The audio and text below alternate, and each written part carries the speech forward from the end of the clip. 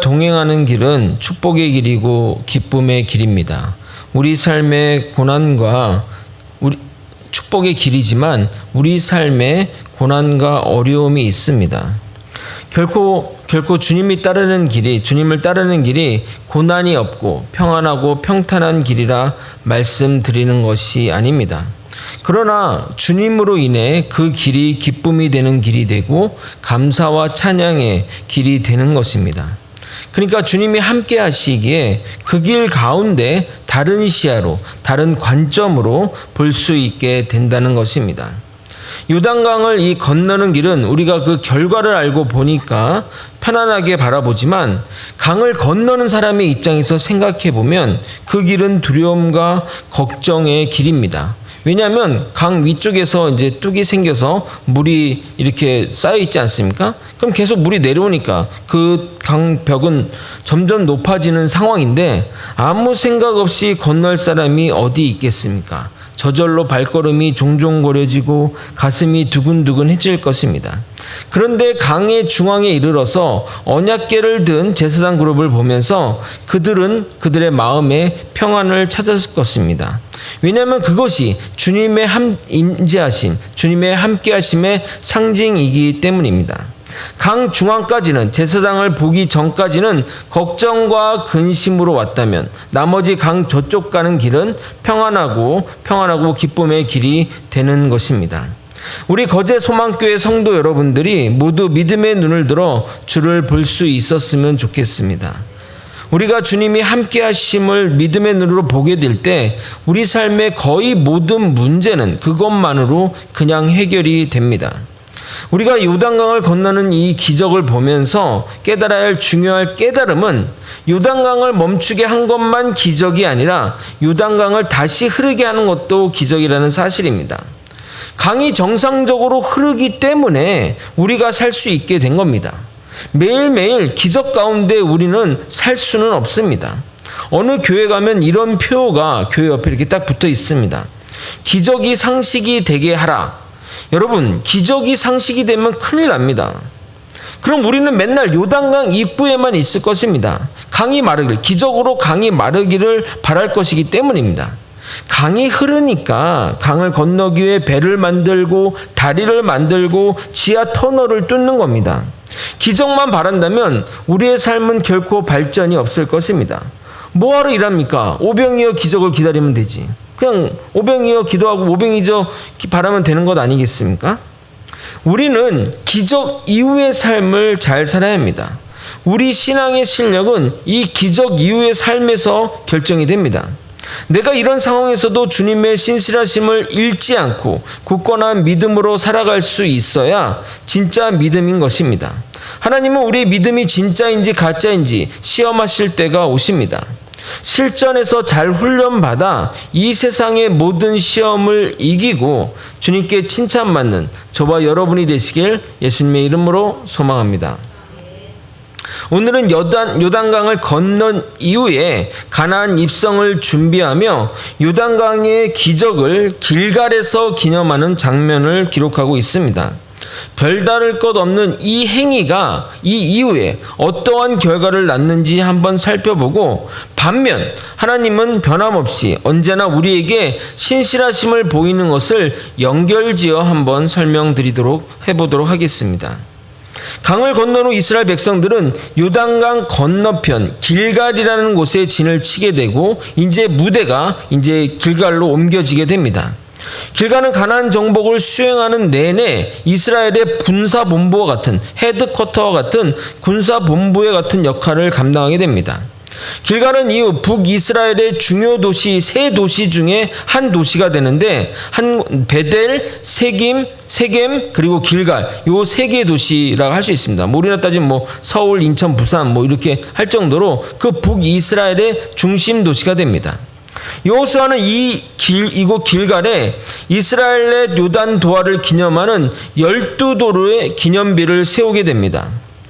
우리가 보통 이런 말 쓰지 않습니까? 원수는 마음에 새기고 은혜는 강물에 새긴다는 말처럼 인간은 이렇게 은혜를 잘 잃어버리는 존재입니다. 그래서 주님이 우리에게 베푸신 은혜를 잊지 않기 위해 여호수아를 통해 하나님 여호수아를 통해 돌을 세우라고 명령하신 겁니다. 여호수아 4장 9절에 보게 되면 세운 돌이 지금까지 있었다라고 하는 말을 통해 후대에도 이 12돌이 계속 보존되었음을 알 수 있습니다. 그래서 이 이후로 성경을 보게 되면 이 길갈은 역사적으로 중요한 때에 항상 등장하게 됩니다. 사무엘이 사울을 다시 한번 기름 부으면서 왕으로 세울 때 그때도 나오게 되고 영적으로 무너진 나라를 세우는 장소로도 쓰임받게 됩니다.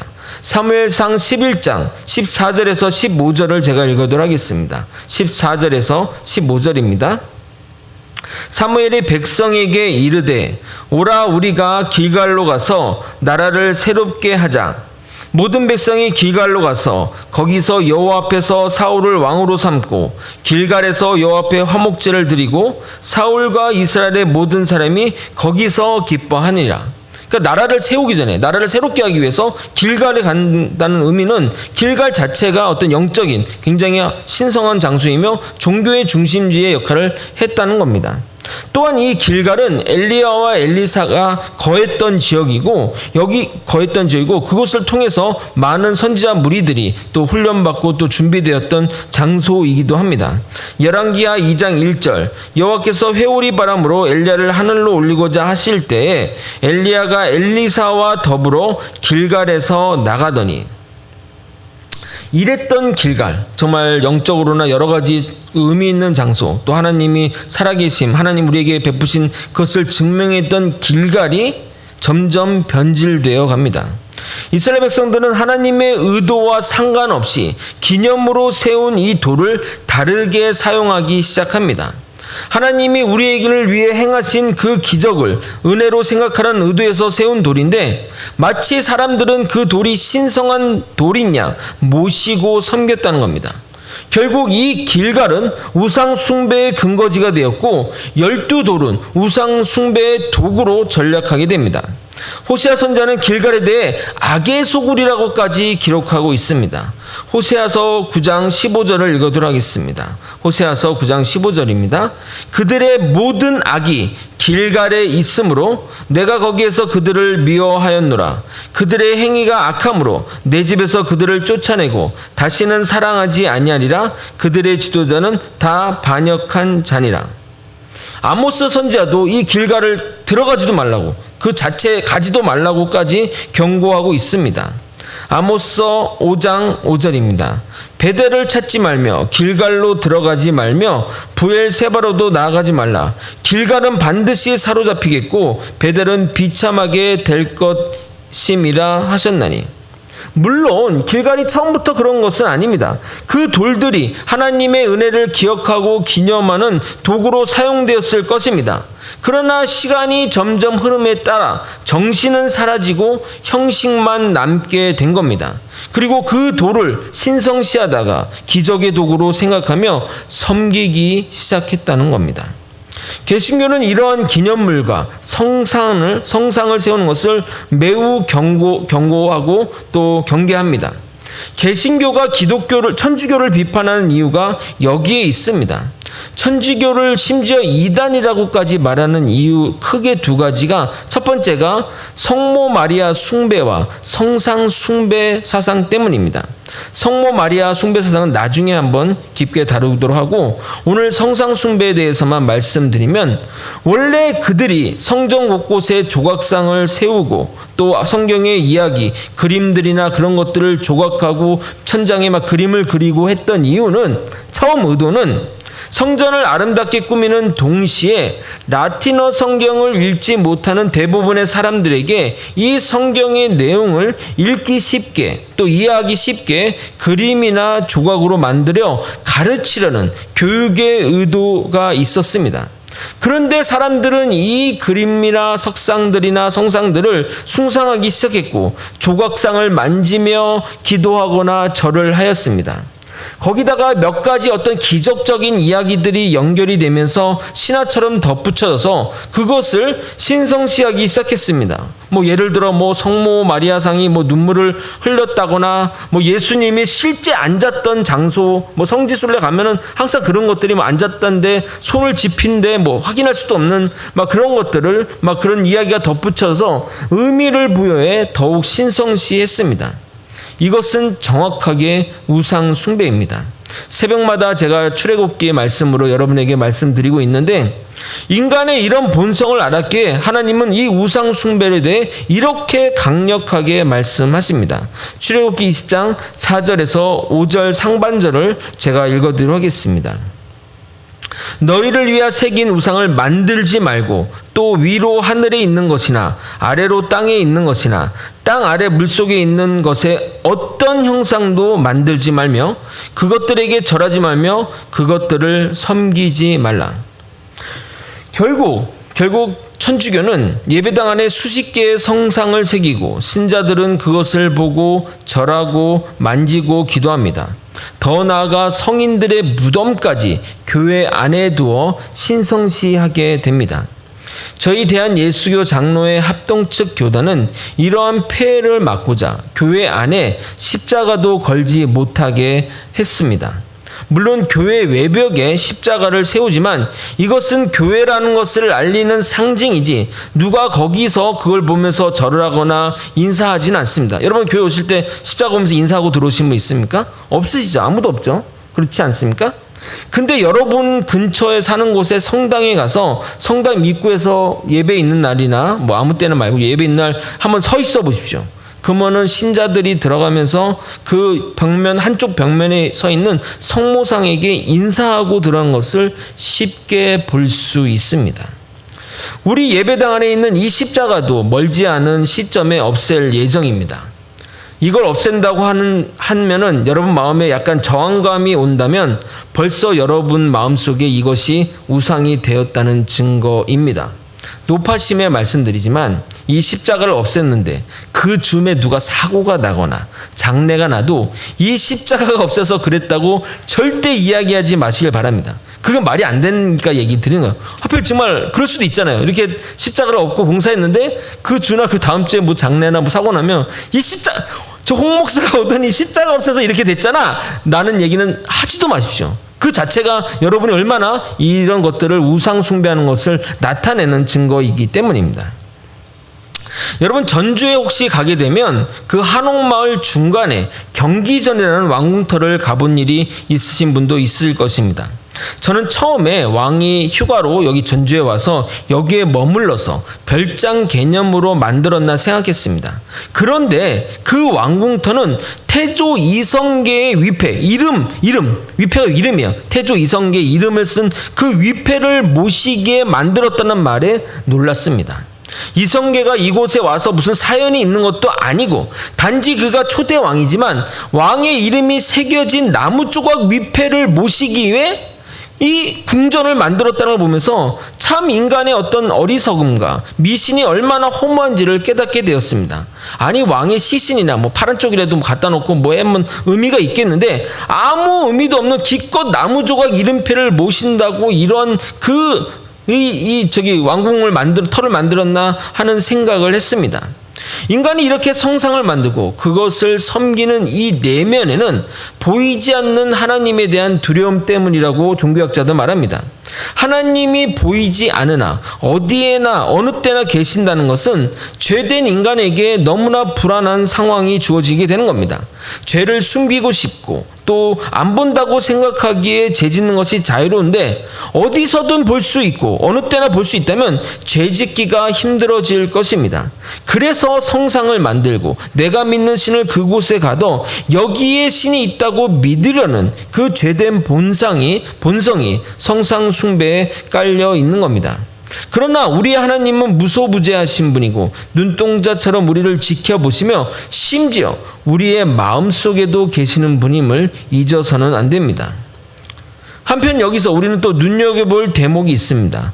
여호수아는 이스라엘 백성이 요단에서 올라와 길갈을 지친 날이 첫째 달 10일이라고 그 날짜를 분명히 기록하고 있습니다.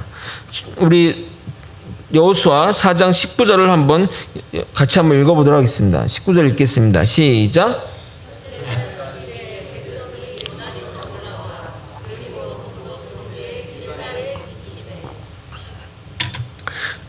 여러분, 이 성경을 읽을 때 그냥 제가 이렇게 또 나중에 성경 묵상반 할 때도 좀 말씀드리겠지만, 성경에 어떤 날짜가 나오거나 어떤 그런 것들, 절기나 이런 것들이 나오면 그냥 나오는 게 아니에요.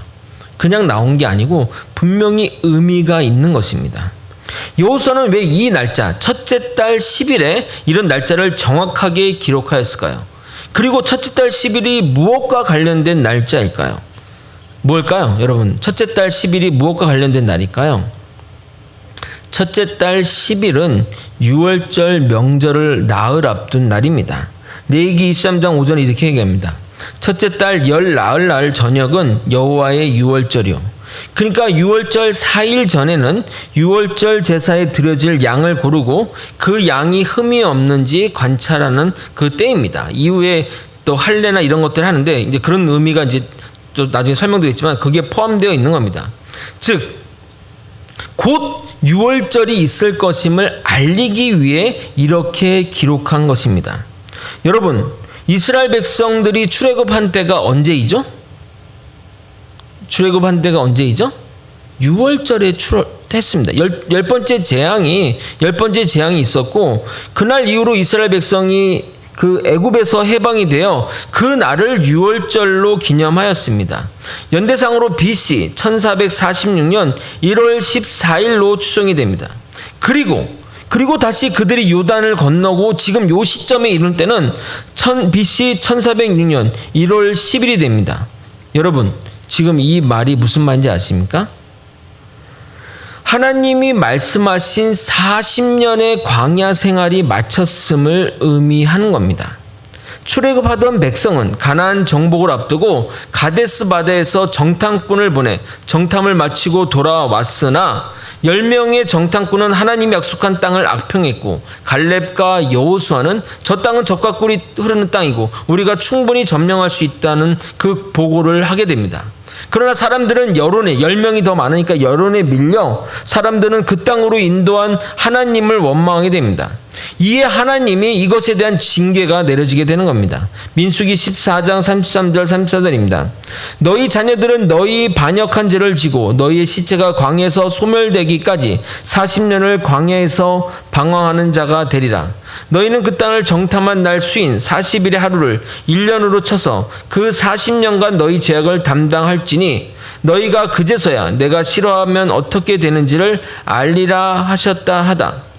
출애굽기 1세대가 정탐꾼의 부정적인 보고를 듣고 여호와 모세에게 반역할 당시, 하나님은 이 정탐꾼들이 그 땅을 탐지한 40일을 하루에 1년으로 삼아서 40년간 광야에서 방황하게 될 것을 말씀하셨습니다.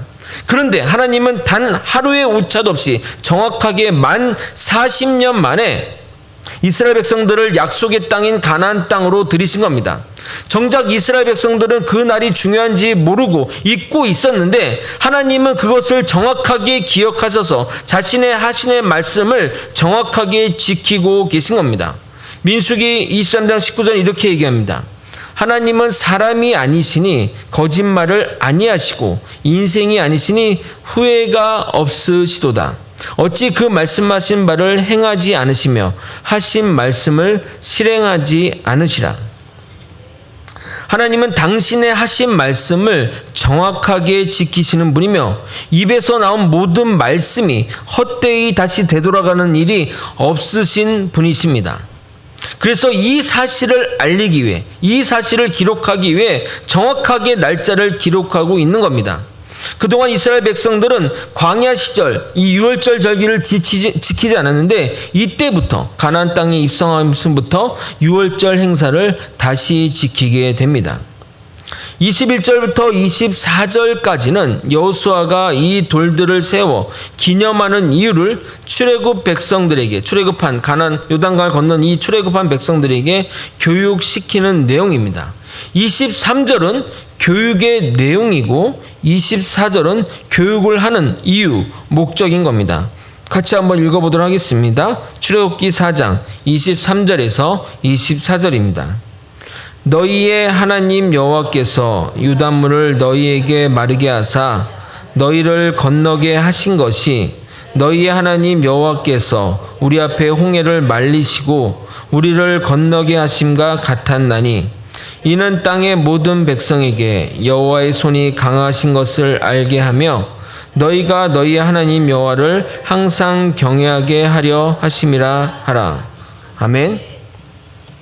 하나님이 이스라엘 백성들을 홍해에 건너시게 하신 것처럼 요단강을 건너게 하셨는데 단순히 하나님이 이러한 능력 있는 분이다, 기적을 하는 분이다 라는 것을 보이게 하신 것이 아니라 하나님이 위대하심과 그 하나님을 두렵고 떨린 마음으로 섬기게 하기 위해서입니다. 그로 인해 우리가 진심을 다해 하나님께 순종하게 하기 위해서입니다.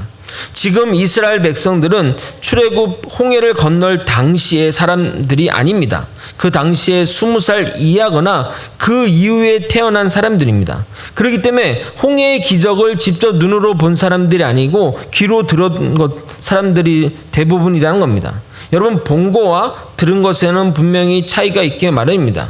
그래서 다나안 입성을 하려는 그 이스라엘 사람들에게 눈으로 하나님의 위엄을 다시 한번 보여주신 겁니다. 이로 인해 이스라엘 백성들의 마음에는 하나님이 위대하시는구나, 그것을 깨닫고 하나님을 두렵고 떨리는 마음으로 따르게 하기 위해서입니다. 왜 그러실까요? 하나님이 왜 그렇게 하시는 것일까요? 왜냐하면 그들이 가려는 땅, 그들이 이제 살아야 될 그 가나안 땅은 하나님을 두려워하지도 않고 더 나아가 섬기지도 않을 것이기 때문입니다.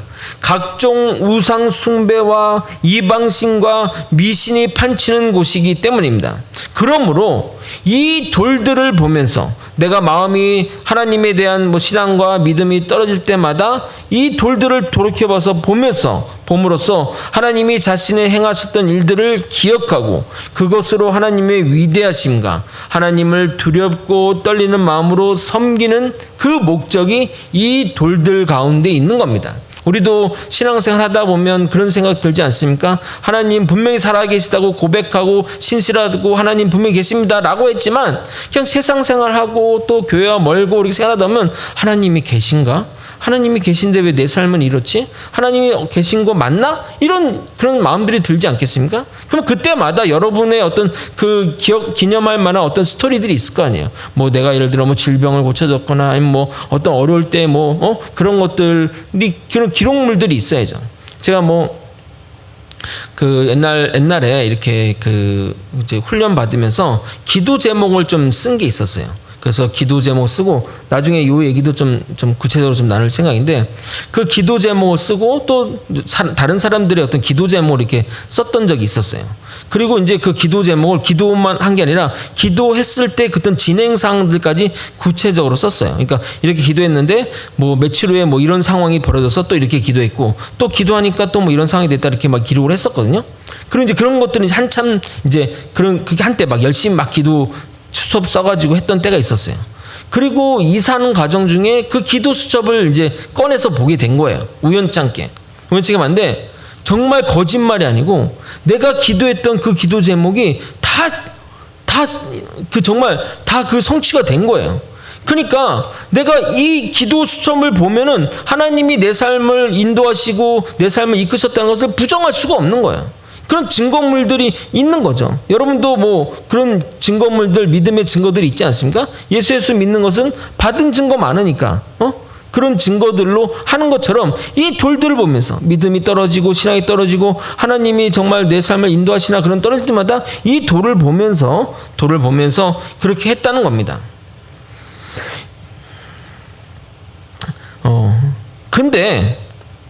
근데 중요한 거는 그것을 생각하라고 이 돌을 보면서 하나님의 위대하심과 그 위엄하심과 그 경외하심을 하라고 이 돌을 봤는데 사람들이 이 돌 자체가 목적이 되어버린 겁니다.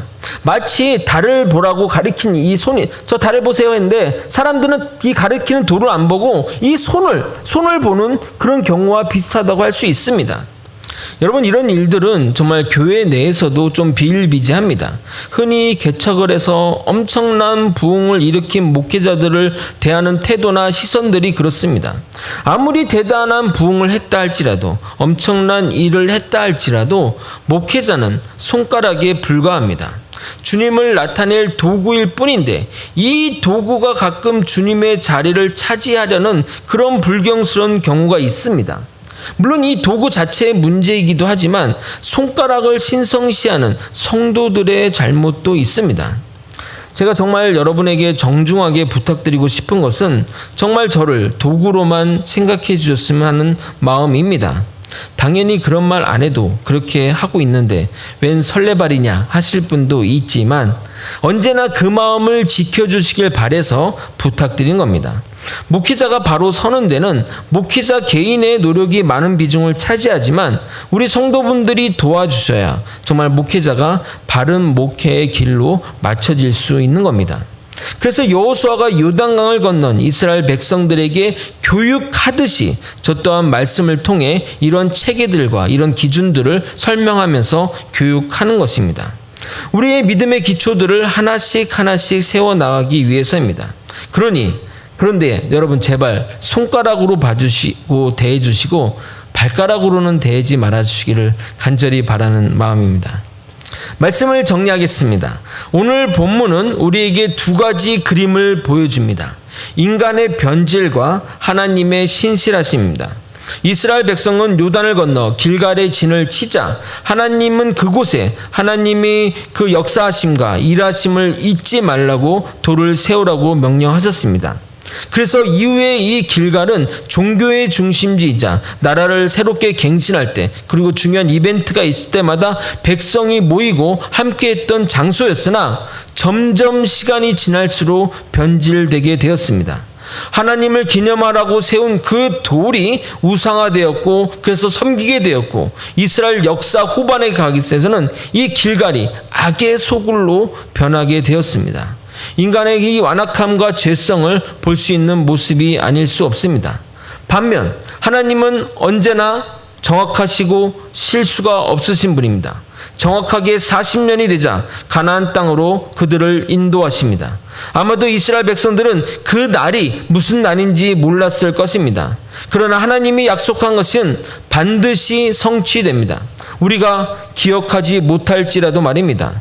다시 오시겠다는 주님의 약속을 믿으며 주님의 신실함을 믿고 살아가는, 그리고 그런 것에 우리의 인생을 걸며 살아가는 저와 여러분이 되시길 예수님의 이름으로 소망합니다. 우리 함께 좀 신나는 찬양하고 또 기도의 자리로 나갔으면 좋겠습니다. 함께 찬양하겠습니다.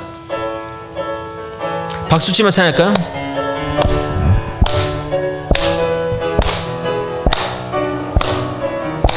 나의 반석이신 하나님, 나의 반석이신 하나님, 행하신 모든 것 완전하시니, 나의 생명 되신 하나님, 내게 행하신 일 찬양합니다. 신실하신 하나님, 실수가 없으신 좋으신 나의 주, 신실하신 하나님, 실수가 없으신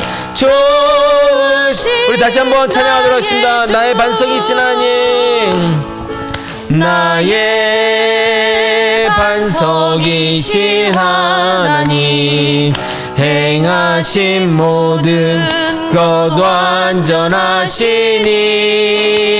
나의 생명 되신 나의 생명 되신 하나님, 내게 행하신 일 찬양합니다. 신실하신 하나님, 실수가 없으신 좋으신 나의 주 신실하신 하나님 실수가 없으신 신실하신 하나님 나의 주 신실하신 하나님 실수가 없으신 좋으신 나의 주 신실하신 하나님 실수가 없으신 좋으신 나의 주 신실하신 하나님 실수가 없으신 좋으신 나의 주 신실하신 하나님 실수가 없으신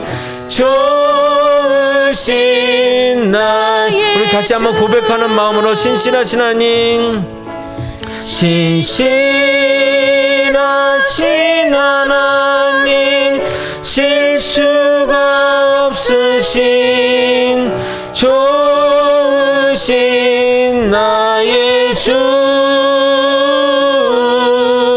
신실하신 하나님 실수가 없으신 좋으신 나의 주 우리의 신앙의 모습들을 보게 되면 내 환경과 내 상황에 따라 내 믿음이 정말 굴곡을 치듯 아버지 요동칠 때를 많이 보게 됩니다. 하나님은 우리를 향해서 여전히 신실하시고 정확하시고 약속하신 바를 꼭 이루시는 분인데 우리가 그 하나님을 불신하고 하나님이 어디 있냐고 아버지 정말 불신의 말들을 내뿜는 아버지 우리의 완악함을 보게 됩니다. 하나님 아버지 이 시간 우리 함께 기도할 때 언제나 신실하신 하나님에게 우리의 인생을 맡기고 우리의 삶 전체를 맡기기를 소망합니다. 세상이 변해가고 모든 것도 다 변해가지만 오직 유일하신 하나님만이 변치 않음을 믿고 살아가는 자 되게 도와주옵소서. 하나님 정말 우리의 삶이 하나님의 말씀과 하나님의 신실하신 약속 안에 거하는 자 되게 도와주시옵소서. 우리가 정말 여러 가지 상황들 쪽에 변질되고 여러 가지 것들에 아버지 자기가 유익한 것으로만 취하는 아버지 얄팍한 신앙을 벗어나 온전히 주님만 믿고 신뢰하며 영원히 정확하신 하나님만 따라가는 우리가 되게 도와주시옵소서. 이런 마음을 담아 주님의 이름만 부르고 통성으로 기도하시겠습니다. 주여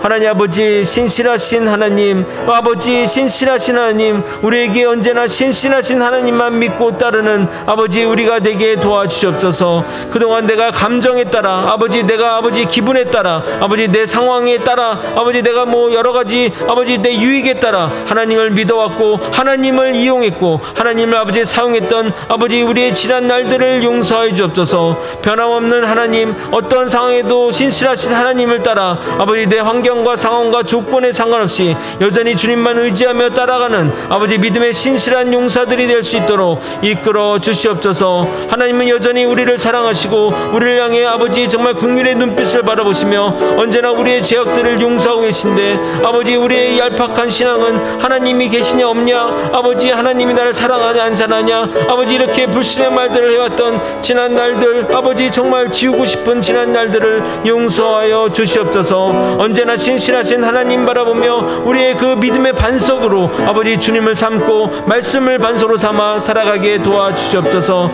변함이 없으신 주님을 따라가는 아버지 축복된 삶을 살아갈 수 있도록 이끌어 주시고 인도하여 주시옵소서. 내 삶의 조건에 따라 내 삶의 굴곡에 따라 하나님을 믿기도 하고 아버지 하나님 불신하기도 하고 믿음의 업앤다운이 있었던 지난 날들을 용서하여 주시옵소서. 언제나 우리를 향해서 신실하시게 사랑해 주시고 언제나 우리를 향해 긍휼히 베푸시는 하나님을 바라보며 그 말씀의 토대 위에 그 예수 그리스도의 반석 위에 하루하루 살아가는 자들에게 도와주시옵소서. 이 이후로는 우리가 절대 흔들리지 않고 주님의 굳건한 믿음으로 살아가는 믿음의 자녀들 되게 도와주시옵소서. 하나님은 살아계십니다. 하나님은 신실하십니다. 언제나 정확하십니다. 그 하나님을 믿고 따르는 우리가 되게 도와주시옵소서. 사랑이 많으신 예수 그리스도 이름 받들어 기도드렸나이다. 아멘. 우리 이 시간 기도하실 때 나라와 민족을 위해 기도하시고 여러분 각자 개인의 기도 제목도 기도하시고 또 우리 성도들 가운데 또 질병으로 또 관계 문제로 물질로 고통받는 우리 성도들 정말 마음을 다해 함께 기도했으면 좋겠고 아직 우리 자녀들 중에 믿음으로 아버지 나서지 못하는 우리 믿음의 아버지 정말 곧 하나님의 신실하심에 굴복할 그 자녀들을 위해 또 함께 기도했으면 좋겠습니다. 다 함께 주님의 이름을 부르고 통성으로 기도하시겠습니다. 주여 하나님 아버지 이 시간 기도하는 가운데 하나님이 우리의 신실하심을 깨닫는 아버지 믿음의 사람들 되게 도와주시옵소서. 아버지 그동안 내 환경과 상황과 아버지 내 조건에 따라서 하나님에 대한 믿음이 강해지기도 하고 약해지기도 하고 아버지 불신하기도 하고 했던 아버지 지난 날들을 용서해 주옵소서. 어떠한 상황에서도 주님에 대한 신실함을 놓지 않고 하나님 바라보며 하루하루 살아가는 자 되게 도와주시옵소서. 주님의 사랑 안에 거하며 주님의 말씀 안에 거하며 든든한 반석 위에 아버지 우리의 아버지 집을 세우는 아버지 우리가 되게 도와주시옵소서. 아버지 정말 이 이후로는 확고한 반석 위에 아버지 집을 세워 아버지 요동치지 않고 흔들리지 않고 온전히 주님만 바라보며 나아갈 수 있도록 이끌어 주시옵소서. 주님.